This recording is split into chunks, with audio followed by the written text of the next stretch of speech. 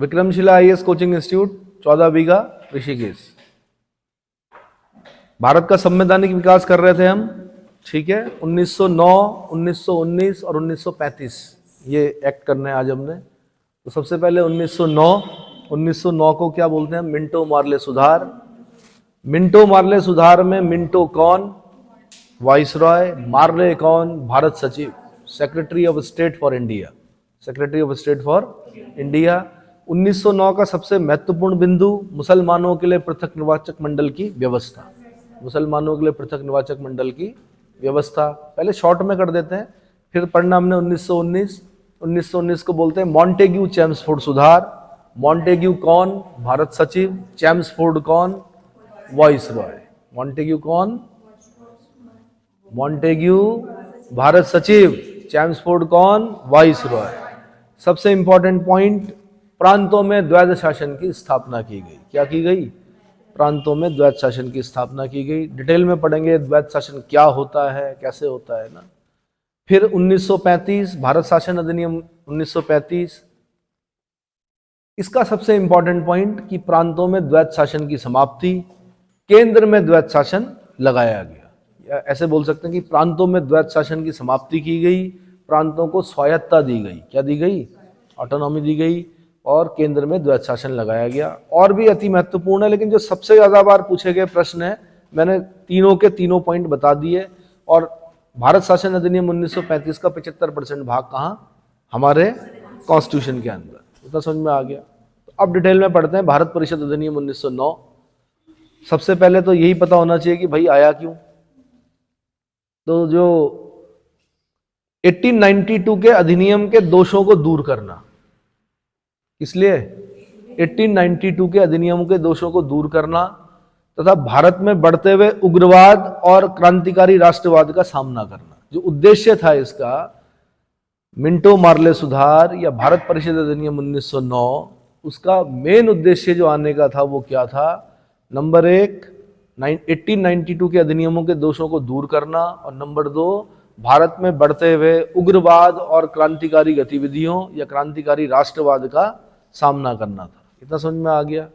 सरकार की मंशा थी कि सांप्रदायिकता को भड़काकर उग्रवाद तथा क्रांतिकारी राष्ट्रवाद का दमन किया जाए। क्या मंशा थी सरकार की? क्या किया? मैंने बोला नहीं, 1858 के बाद डिवाइड एंड रूल दिखता है हमको। क्या दिखता है?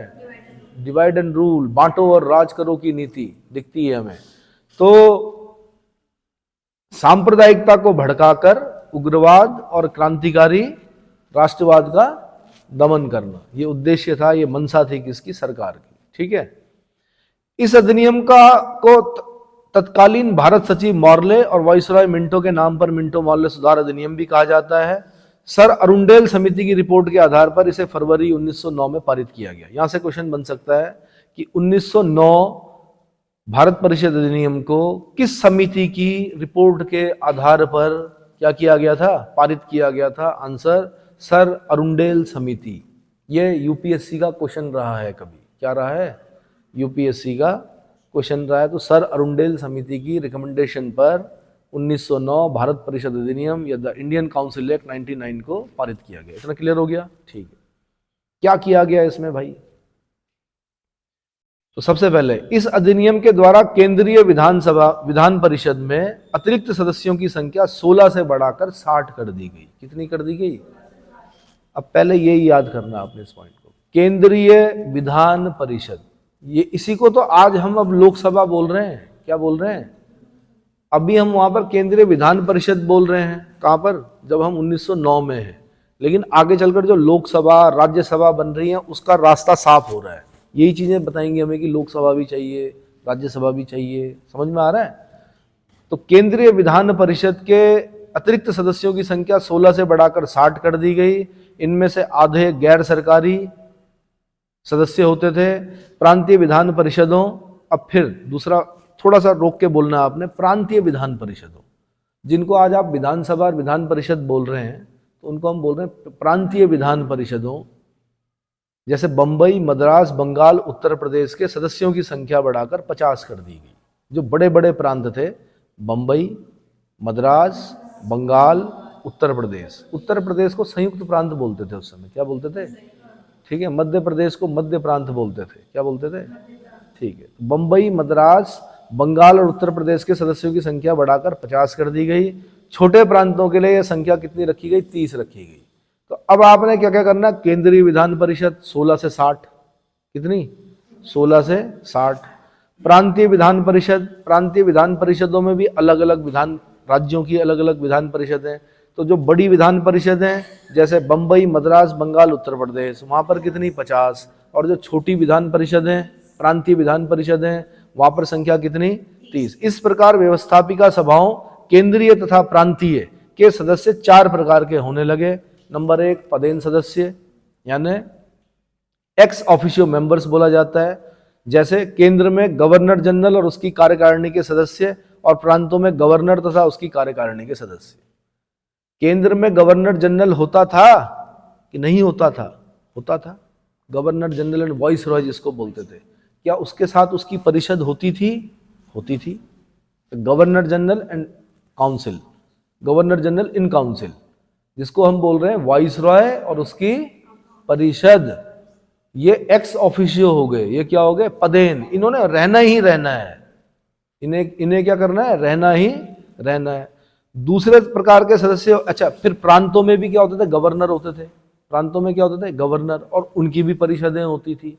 तो प्रांतीय गवर्नर और उनकी परिषद, ये भी एक्स ऑफिशियो हो गए प्रांतों में। क्लियर हो गया? ठीक है। दूसरे नंबर के जो सदस्य होते थे मनोनीत सरकारी अधिकारी, यानी नॉमिनेटेड ऑफिशियल्स। मनोनीत यानी नॉमिनेटेड। तीसरे होते थे मनोनीत गैर सरकारी सदस्य। पहले हमने पढ़े मनोनीत सरकारी सदस्य, अब हम पढ़ रहे हैं मनोनीत गैर सरकारी सदस्य, यानी नॉमिनेटेड नॉन ऑफिशियल्स। मनोनीत गैर सरकारी सदस्य मतलब नॉमिनेटेड नॉन ऑफिशियल। चौथे नंबर में हो गए निर्वाचित सदस्य, यानी इलेक्टेड मेंबर। चौथे में क्या हो गए? Elected member. क्लियर हो गया? अगला पॉइंट बोल सकते हैं हम कि इस अधिनियम के द्वारा भारत में प्रादेशिक चुनाव हेतु व्यावसायिक और सांप्रदायिक प्रतिनिधित्व प्रणाली, यानी प्रोफेशनल एंड कम्युनल रिप्रेजेंटेशन और सेपरेट इलेक्टोरल सिस्टम को अपनाया गया। सबसे महत्वपूर्ण लाइन यही है, अगर डिटेल में पढ़ना है हमने। क्या करना है? इस अधिनियम के द्वारा भारत में प्रादेशिक चुनाव हेतु, भारत में प्रादेशिक चुनाव हेतु व्यावसायिक, पहले क्या बोलना है आपने? यानी प्रोफेशनल और सांप्रदायिक, व्यावसायिक और सांप्रदायिक, इस लाइन पर खास ध्यान देना है। व्यावसायिक और सांप्रदायिक प्रतिनिधित्व प्रणाली, यानी प्रोफेशनल एंड कम्युनल रिप्रेजेंटेटिव और separate electoral system, separate electoral system को अपनाया गया। निर्वाचन के लिए 3 प्रकार के निर्वाचक मंडल का प्रावधान किया गया, यथा नंबर 1 साधारण, नंबर 2 वर्ग विशेष और नंबर 3 विशेष। नंबर 1 साधारण, नंबर 2 वर्ग विशेष और नंबर 3 विशेष। शॉर्ट में पढ़ रहे हैं तो ऐसे ही पढ़ना है, ठीक है। अगला जो सबसे ज्यादा बार पूछा गया प्रश्न है, मुसलमानों के लिए पृथक मताधिकार और पृथक निर्वाचक क्षेत्र की व्यवस्था कर फूट डालो और राज करो की नीति अपनाई गई। पृथक निर्वाचक मंडल के बारे में लॉर्ड मिंटो ने लॉर्ड मॉर्ले को लिखा कि हम सांप के दांत बो रहे हैं, इसकी फसल जो होगी वो क्या होगी? जहरीली होगी, भीषण होगी। कैसी होगी? ये सेइंग पूछी जा चुकी है कि हम नाग के दांत बो रहे हैं, कहीं पे लिखता है नाग के दांत बो रहे हैं, कहीं पे बोलता है सांप के दांत बो रहे हैं, इसकी फसल जहरीली होगी, इसकी फसल भीषण होगी, है ना। कौन किसको लिख रहा है? आंसर मिंटो जो है वो मॉर्ले को लिख रहा है। कौन? मिंटो कौन है? वाइस रॉय है। मॉर्ले कौन है? भारत सचिव है। वाइस रॉय भारत सचिव को लिख रहा है कि हमने जो ये मुसलमानों के लिए पृथक निर्वाचक मंडल की व्यवस्था कर दी ना, हमने ऐसे ही कर दिया, सांप के दांत बो दिए, अब इसकी फसल क्या होगी? जहरीली होगी। और इसकी फसल जहरीली कैसे हुई? पाकिस्तान बना जो बाद में। क्या हुआ? जो गदर हुई, गदर समझते हो? गदर समझते हो? एक ट्रेन वहां से कट के आई, है ना, महिलाएं गायब हो गई, पता नहीं क्या क्या हुआ, जिसे बोलते हैं, कुछ नहीं बोल सकते कि कैसे कत्लेआम हुआ होगा।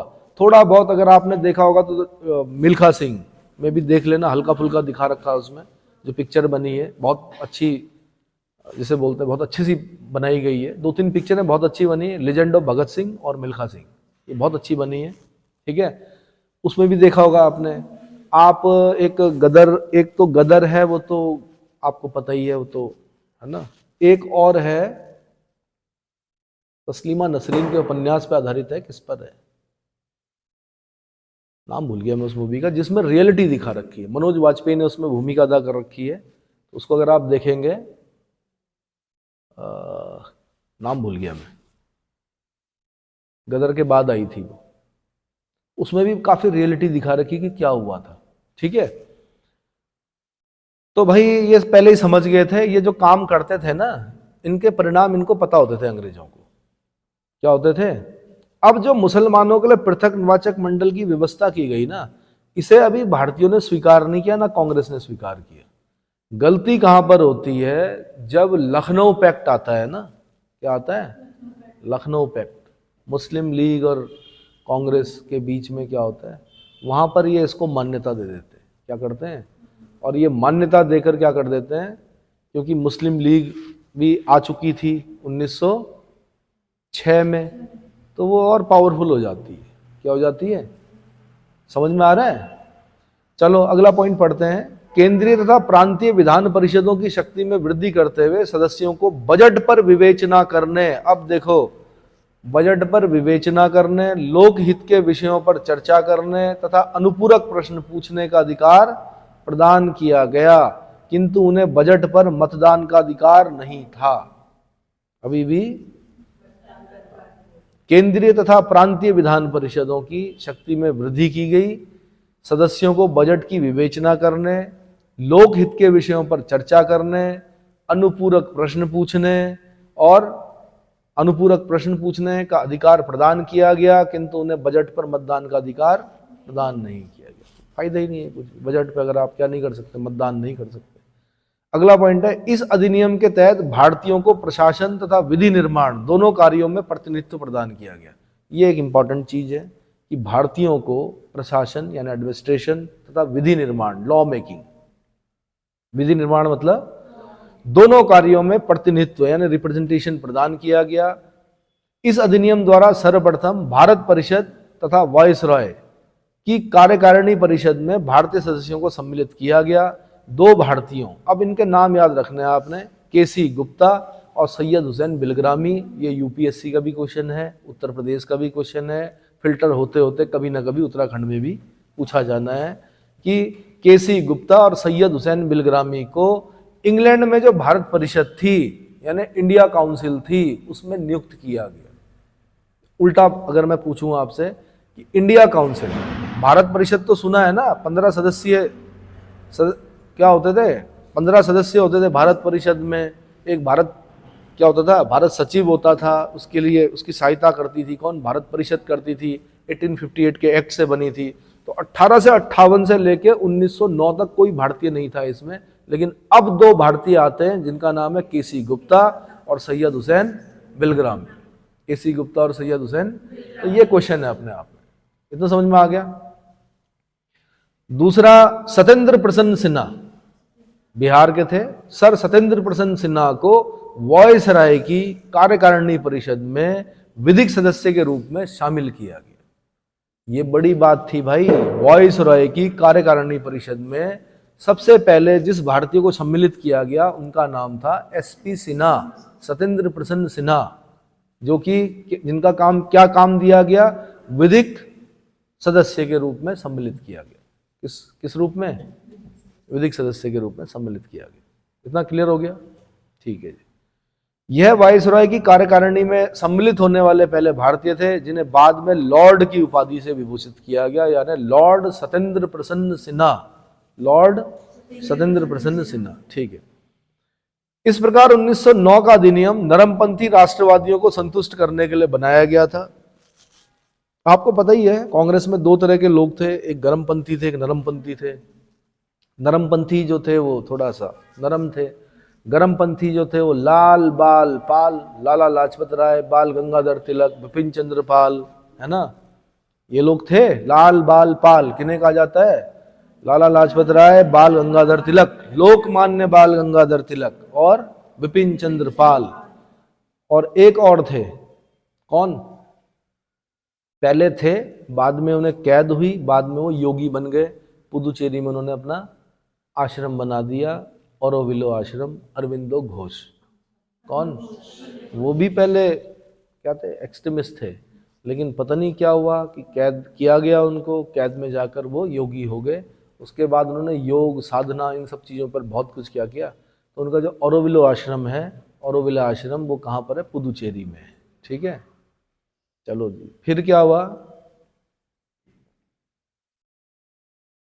ये बनाया गया था नरमपंथी राष्ट्रवादियों को संतुष्ट करने के लिए, परंतु वास्तव में इसका उद्देश्य राष्ट्रवादियों को उलझन में डालना था, राष्ट्रवादी जमात में फूट डालना और भारतीयों के बीच एकता न होने देना था।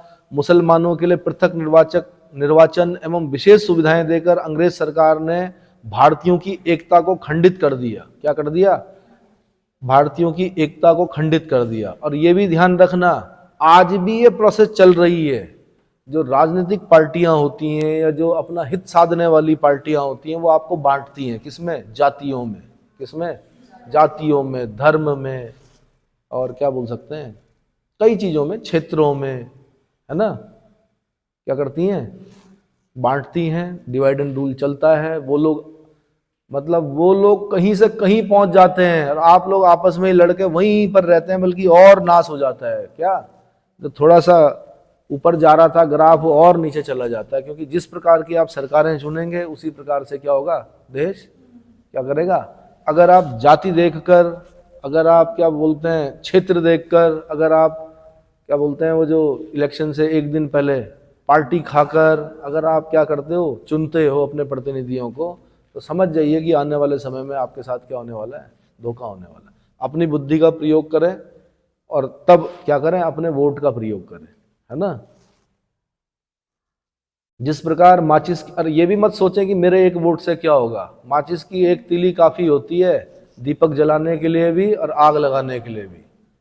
तो दीपक भी आप जला सकते हो और आप पूरे क्या कर सकते हो? अमेजन के जंगल जला सकते हो एक तीली से। क्या कर सकते हो? हाँ, समझ में आया? एक वोट की उतनी महत्ता होती है। कई बार देखा होगा आपने, एक वोट से हार गया कौन? दूसरा जो विपक्षी होता है। ठीक है, तो ठीक है जी। मुसलमानों के लिए पृथक निर्वाचन की विशेष सुविधा देकर अंग्रेज सरकार ने भारत की एकता को खंडित कर दिया। ठीक है, लेकिन ये जो सुधार थे सर्वथा बेकार न थे। भारतीयों को संसदीय शासन व्यवस्था का परिचय इन्हीं सुधारों से प्राप्त हुआ। यहां से क्वेश्चन पूछेगा कि सर्वप्रथम भारतीयों को संसदीय शासन व्यवस्था से जो परिचय मिला वो कहां पर मिला? आंसर 1909 मिंटो मार्ले सुधार से मिला। इतना समझ में आ गया? संसदीय शासन की संस्थाओं को स्थापित करने के पश्चात उत्तरदायी शासन की स्थापना को रोकना असंभव था। अप्रत्यक्ष निर्वाचन पद्धति और व्यावसायिक सभाओं के सदस्यों के अधिकारों में वृद्धि भी महत्वपूर्ण कदम थे। ये सुधार उदार निरंकुशता,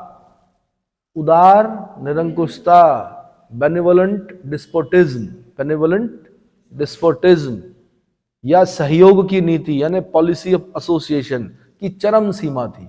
फिर यहां से क्वेश्चन बन सकता है कि बेनेवोलेंट डिस्पोटिज्म और पॉलिसी ऑफ एसोसिएशन की चरम सीमा हमें किस अधिनियम में दिखती है? आंसर मिंटो मार्ले सुधार में दिखती है। इतना समझ में आ गया? तो 1909 का क्या हो गया? ये मिंटो मार्ले सुधार। ठीक है, इसके बाद है मॉन्टेग्यू चेम्सफोर्ड सुधार 1919। टाइम बता दीजिए। 19 हो सकता है, थोड़ा बड़ा है। ठीक है, पर कोशिश करते हैं इसको।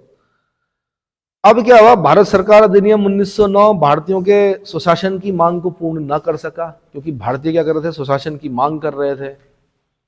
सांप्रदायिक आधार पर मतदान प्रणाली की नीति से उत्पन्न असंतोष। दूसरा मतलब आपसे पूछेगा कि भारत सरकार अधिनियम 1919 क्यों लाना पड़ा? भारत सरकार अधिनियम 1919 क्यों लाना पड़ा? तो सबसे पहले नंबर 1, भारत सरकार अधिनियम 1919 भारतीयों के स्वशासन की मांग को पूरा नहीं कर सका। क्या नहीं कर सका?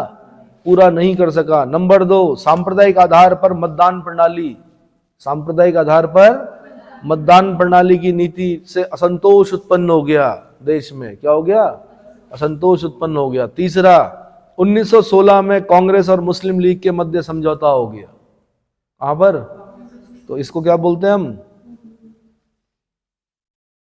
लखनऊ पैक्ट।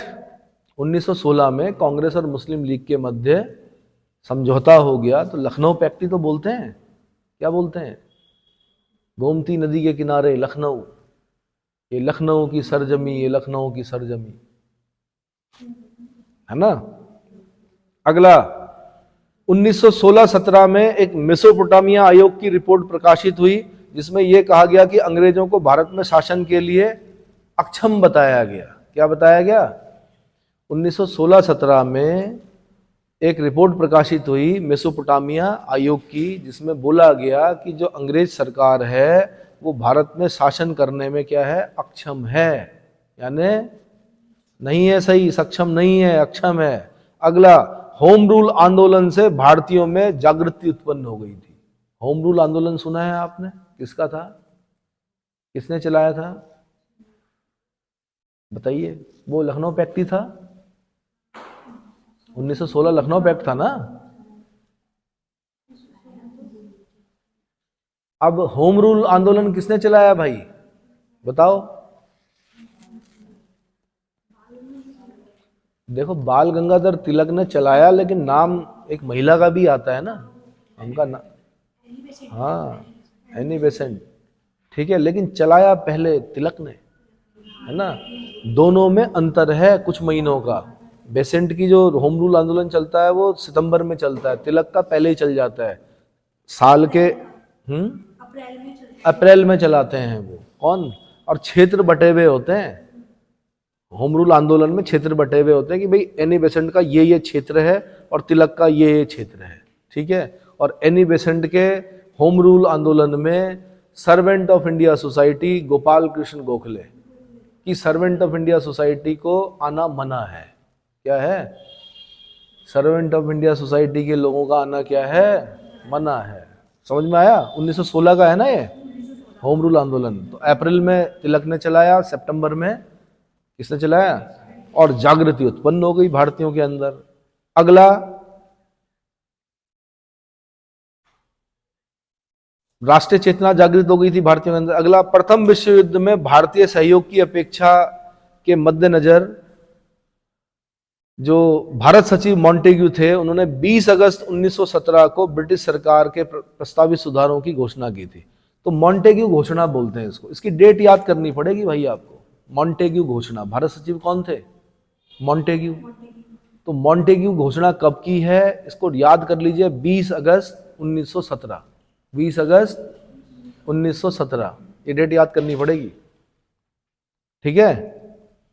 तो जो मॉन्टेग्यू घोषणा थी 20 अगस्त 1917 की, उसमें सर्वप्रथम भारत को स्वतंत्र डोमिनियन की स्थिति प्रदान करने की बात कही गई थी। डोमिनियन स्टेट सुनते हो आप? डोमिनियन स्टेट का मतलब था कि शासन तो भारतीय लोग करेंगे, लेकिन जो राष्ट्राध्यक्ष होगा वो कहां होगा? क्राउन होगा। कहां होगा? कौन होगा? क्राउन होगा। यानी ठीक है, लोकसभा माना, जैसे अगर हम डोमिनियन होते तो क्या होता? लोकसभा हमारी होती, राज्यसभा हमारी होती, हमारे ही मंत्री होते, बिल पास करते, फिर साइन होने के लिए कहां जाते? क्राउन के पास। डोमिनियन स्टेट आप ऑस्ट्रेलिया को बोल सकते हैं कि उसका स्टेटस जो है वो कैसा है? डोमिनियन है, हल्का फुल्का अभी भी। कैसा है? और आपने ये भी सुना होगा कि 1929 भारतीय राष्ट्रीय कांग्रेस का लाहौर अधिवेशन, जो कि रावी नदी के तट पर हो रहा था, दिसंबर, है ना। जवाहरलाल नेहरू, पंडित जवाहरलाल नेहरू क्या बोलते हैं? डोमिनियन स्टेटस नहीं, पूर्ण स्वराज। क्या बोलते हैं? जबकि नेहरू रिपोर्ट, जबकि जो नेहरू रिपोर्ट है वो किसने तैयार की थी? उनके पापा ने तैयार की थी। कौन थे पापा? मोतीलाल नेहरू। पता है? आनंद भवन, प्रयागराज, इलाहाबाद, मोतीलाल नेहरू।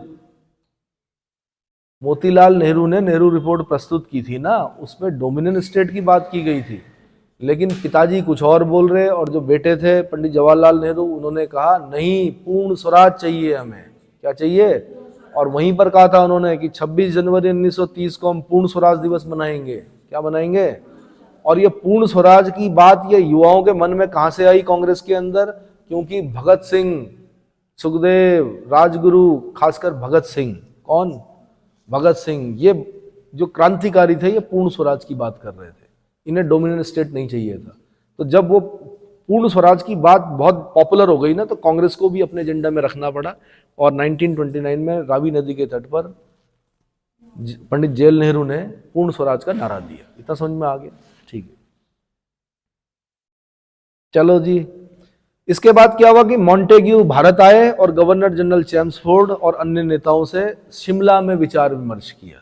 आज भी अगर आप शिमला में जाओगे तो जहां पर ये विचार विमर्श हुआ था, जिस बिल्डिंग में, पता नहीं वाइसरॉय हाउस बोलते हैं क्या बोलते हैं, हिमाचल के पेपरों में पूछा जाता है कि स्थापना कब हुई थी, तो वहां पर इन्होंने शिमला में विचार विमर्श किया। उसके बाद जुलाई 1918 में मॉन्टेग्यू चेम्सफोर्ड रिपोर्ट प्रकाशित की गई। अब इस संयुक्त रिपोर्ट के आधार पर ही भारत शासन अधिनियम 1919 पारित हुआ, जिसको क्या बोला जाता है, मॉन्टेग्यू चेम्सफोर्ड सुधार। क्या बोला जाता है? मॉन्टेग्यू चेम्सफोर्ड सुधार कहा जाता है। क्लियर हो गया? कितना है बैटरी? 20 है, बता देना मुझे। इस अधिनियम में सर्वप्रथम उत्तरदायी शासन शब्द का स्पष्ट प्रयोग किया गया। क्वेश्चन पूछेगा किस अधिनियम में सबसे पहले उत्तरदायी शासन शब्द का स्पष्ट प्रयोग किया गया? आंसर, मॉन्टेग्यू चेम्सफोर्ड सुधार में उत्तरदायी शासन का पहली बार प्रयोग किया गया। क्लियर हो गया? 1793 से भारत सचिव का जो वेतन था, अब 1793 भारत सचिव नहीं बोलना चाहिए, मैं भारत सचिव आया 1858 में। 1793 से हम बोल सकते हैं, मैंने बताया था आपको, पिट्स इंडिया एक्ट में बोर्ड ऑफ कंट्रोल, उसका वेतन कहाँ से दिया जाता था? भारतीय राजस्व से दिया जाता था। 1858 में फिर वो सब खत्म हो गया, उसकी जगह पे भारत सचिव आया, उसका वेतन कहाँ से दिया जा रहा है? भारतीय राजस्व से दिया जा रहा है। लेकिन इस एक्ट में ये प्रावधान किया गया कि अब भारत सचिव का वेतन भारत के राजस्व से नहीं दिया जाएगा, बल्कि कहाँ से दिया जाएगा? ब्रिटिश राजस्व से दिया जाएगा। क्या दिया जाएगा? ब्रिटिश राजस्व से दिया जाएगा। अगला पॉइंट बोला गया कि भारत परिषद के सदस्यों की संख्या न्यूनतम 8 और अधिकतम 12 निश्चित की गई। न्यूनतम कितनी? इंडिया काउंसिल, भारत परिषद के सदस्यों की संख्या न्यूनतम 8 और अधिकतम 12 निश्चित की गई। अगला पॉइंट बोला गया भारत सचिव की सहायता के लिए एक हाई कमिश्नर की नियुक्ति की गई। क्या की गई? एक हाई कमिश्नर की नियुक्ति की गई। हाई कमिश्नर समझते हैं? है? जो विदेशों में जो भारतीय रहते हैं ना, पढ़ते हैं या रहते हैं, उनकी देखभाल के लिए एक हाई कमिश्नर की नियुक्ति की गई। जहां जहां ब्रिटेन के उपनिवेश रहे वहां वहां पर आज भी हम हाई कमिश्नर बोलते हैं, और जो ब्रिटेन के उपनिवेश नहीं रहे वहां पर हम एम्बेसडर बोलते हैं आज भी। क्या बोलते हैं? राजदूत। क्या बोलते हैं? ठीक है जी। इस अधिनियम के द्वारा पहली बार प्रत्यक्ष चुनाव प्रणाली अपनाई गई। क्या अपनाई गई? अभी तक हम अप्रत्यक्ष पढ़ रहे थे, अब क्या पढ़ा गया? प्रत्यक्ष चुनाव प्रणाली अपनाई गई तथा महिलाओं को भी मताधिकार दिया गया। सबसे इंपॉर्टेंट पॉइंट क्या? प्रत्यक्ष चुनाव प्रणाली अपनाई गई तथा महिलाओं को भी मताधिकार दिया गया। इतना क्लियर हो गया? सांप्रदायिक आधार पर निर्वाचन प्रणाली का विस्तार करते हुए, फिर यूपीएससी का क्वेश्चन है ये, क्या है कि सांप्रदायिक आधार पर निर्वाचन प्रणाली का विस्तार करते हुए सिखों, ईसाइयों, आंग्ल भारतीयों और यूरोपियों पर भी लागू कर दिया गया। अभी तक तो भाई खाली मुसलमानों के लिए पृथक निर्वाचक मंडल की व्यवस्था थी 1909 में। 1919 में इन्होंने सांप्रदायिक आधार पर जो निर्वाचन प्रणाली है उसका और विस्तार कर दिया, और वो सिखों, ईसाइयों, आंग्ल भारतीयों और यूरोपियों पर भी क्या कर दी? लागू कर दी। ये याद रखना है, ठीक है। इस अधिनियम के द्वारा सर्वप्रथम केंद्र में द्विसदनात्मक विधायिका स्थापित की गई, अर्थात केंद्रीय विधान परिषद का स्थान राज्य परिषद यानी उच्च सदन, जिसे राज्यसभा बोलते हैं आज आप, क्या बोलते हैं, तथा विधानसभा निम्न सदन वाले द्विसदनात्मक विधानमंडल ने ले लिया।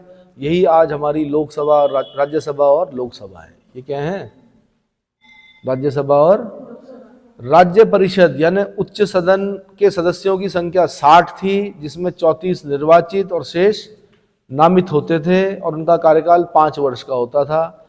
केंद्रीय विधानसभा में 145 सदस्य थे, जबकि एनसीईआरटी बोलती है 144 होते थे, जिसमें से 104 निर्वाचित और शेष नामित होते थे। उनका कार्यकाल 3 वर्ष का होता था। दोनों की शक्तियां समान थी, किंतु बजट पर स्वीकृति प्रदान करने का अधिकार सिर्फ विधानसभा को था। आज भी बजट जो है वो लोकसभा के पास है। किसके पास है?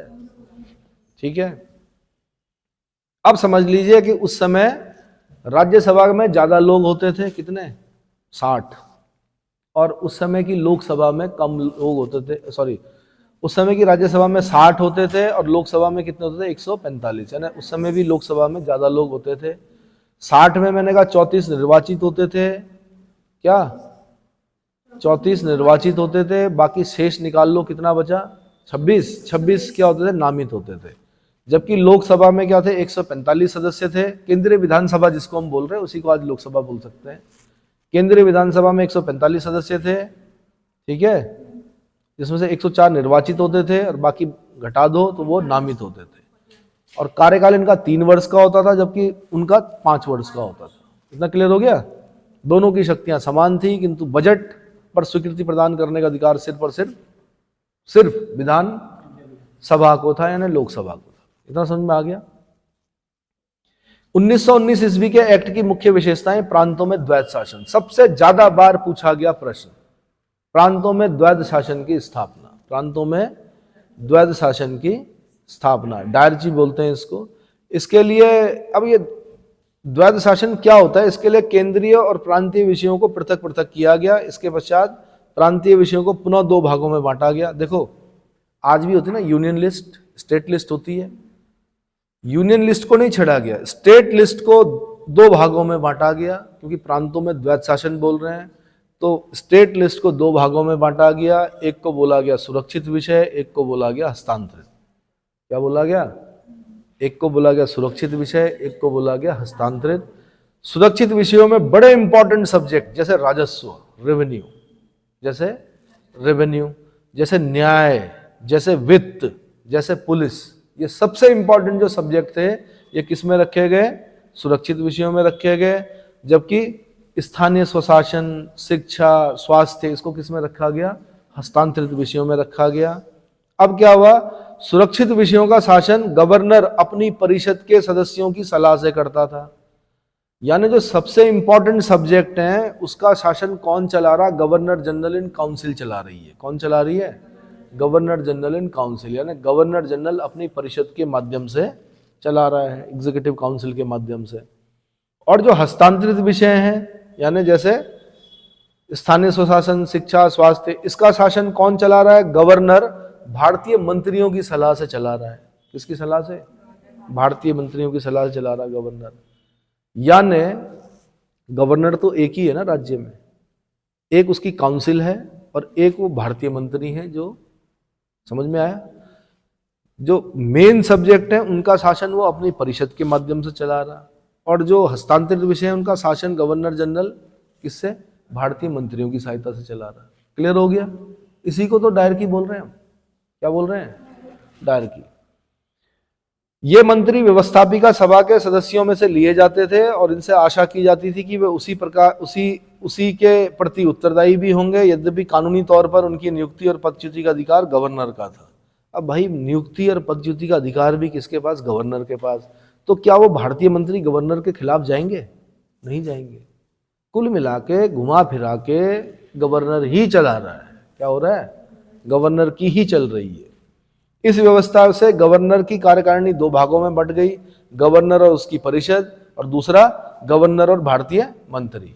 ठीक है, इससे प्रांतीय शासन के 2 भाग हो गए। पहला शासन का वह भाग जिसके अधिकार में सुरक्षित विषय थे, अर्थात गवर्नर और उसकी परिषद, जो शासन का उत्तरदायित्व विहीन भाग था, और दूसरा शासन का वह भाग जिसके अधिकार में हस्तांतरित विषय थे, अर्थात गवर्नर और भारतीय मंत्री, जो शासन का उत्तरदायित्वपूर्ण भाग माना जा सकता था।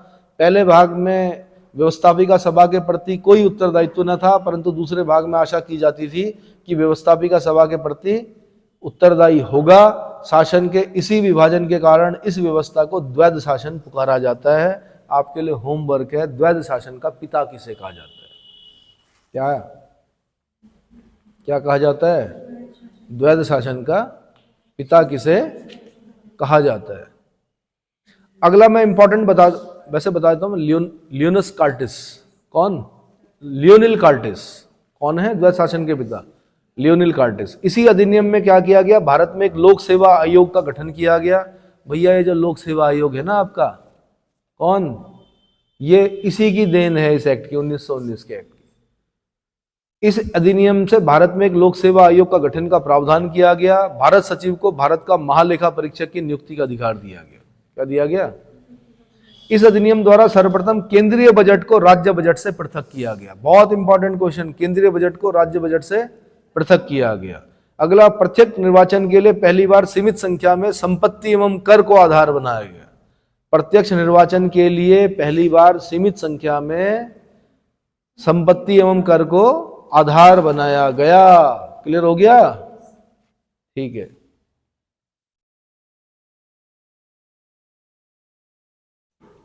क्लियर? तो मेरे ख्याल से इतना काफी है। कुछ पॉइंट और हैं, वो जब मैं इतिहास पढ़ा रहा हूँगा तो वहां पे आपको पूरा डिटेल में बताऊंगा ये। ठीक है, ये मैंने शॉर्ट में बता दिया।